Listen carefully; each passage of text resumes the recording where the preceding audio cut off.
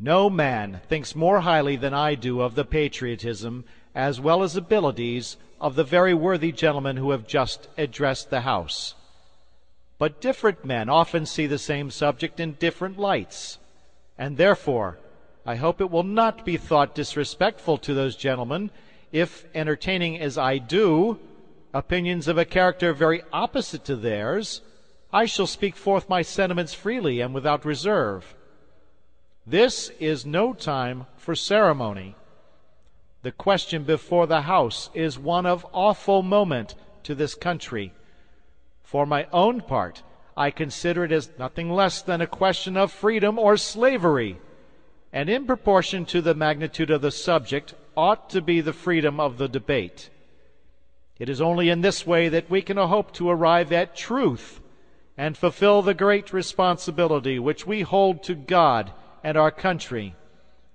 Should I keep back my opinions at such a time through fear of giving offense, I should consider myself as guilty of treason toward my country and of an act of disloyalty towards the majesty of heaven, which I revere above all earthly kings.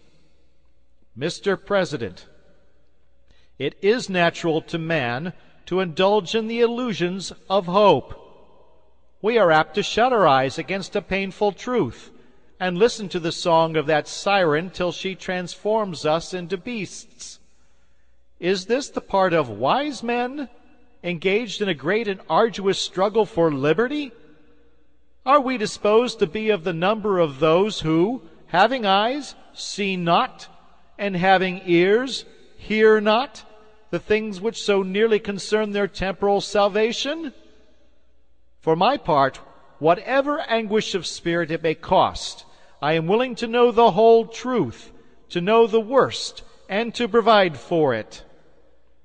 I have but one lamp by which my feet are guided, and that is the lamp of experience. I know of no way of judging of the future but by the past.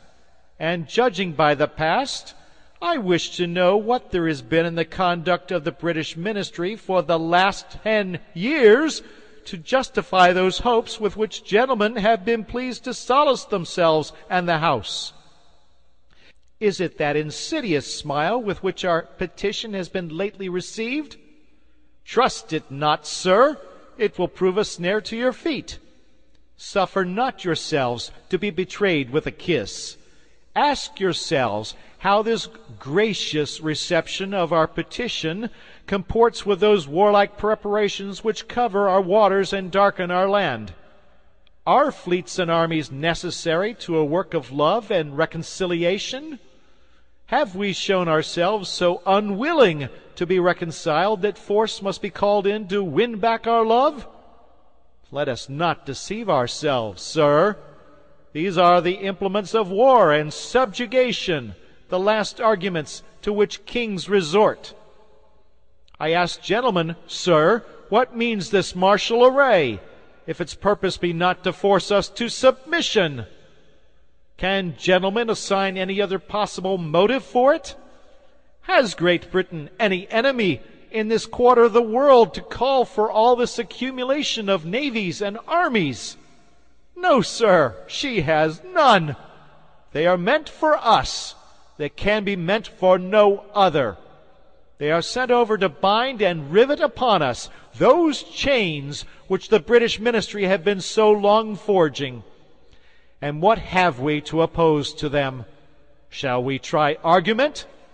Sir, we have been trying that for the last 10 years.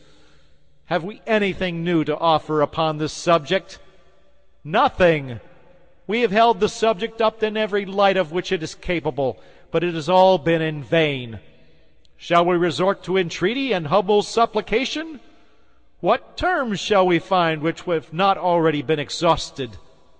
Let us not, I beseech you, sir, deceive ourselves. Sir, we have done everything that could be done to avert the storm which is now coming on.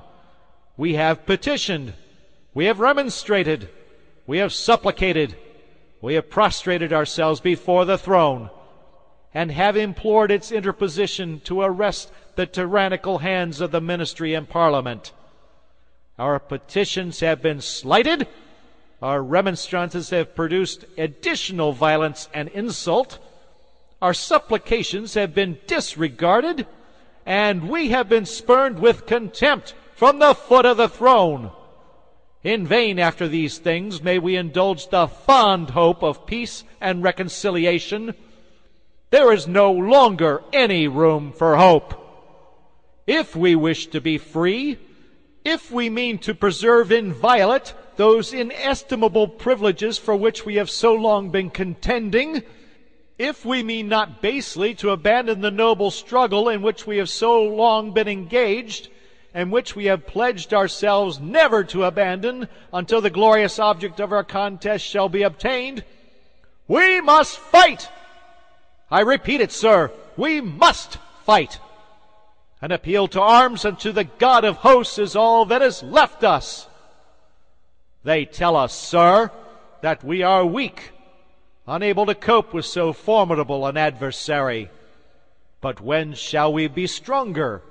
Will it be the next week or the next year? Will it be when we are totally disarmed and when a British guard shall be stationed in every house? Shall we gather strength by irresolution and inaction? Shall we acquire the means of effectual resistance by lying supinely on our backs and hugging the delusive phantom of hope until our enemies shall have us bound hand and foot? Sir, we are not weak if we make a proper use of those means which the God of nature hath placed in our power. The millions of people armed in the holy cause of liberty, and in such a country as that which we possess, are invincible by any force which our enemy can send against us. Besides, sir, we shall not fight our battles alone. There is a just God who presides over the destinies of nations, and who will raise up friends to fight our battles for us. The battle, sir, is not to the strong alone. It is to the vigilant, the active, and the brave. Besides, sir, we have no election. If we were base enough to desire it, it is now too late to retire from the contest. There is no retreat but in submission and slavery. Our chains are forged. Their clanking may be heard on the plains of Boston. The war is inevitable, and let it come! I repeat it, sir, let it come! It is in vain, sir, to extenuate the matter. Gentlemen may cry, peace, peace, but there is no peace. The war is actually begun. The next gale that sweeps from the north will bring to our ears the clash of resounding arms. Our brethren are already in the field. Why stand we here idle? What is it that gentlemen wish? What would they have? Is life so dear, or peace so sweet, as to be purchased at the price of chains and slavery? Forbid it, Almighty God!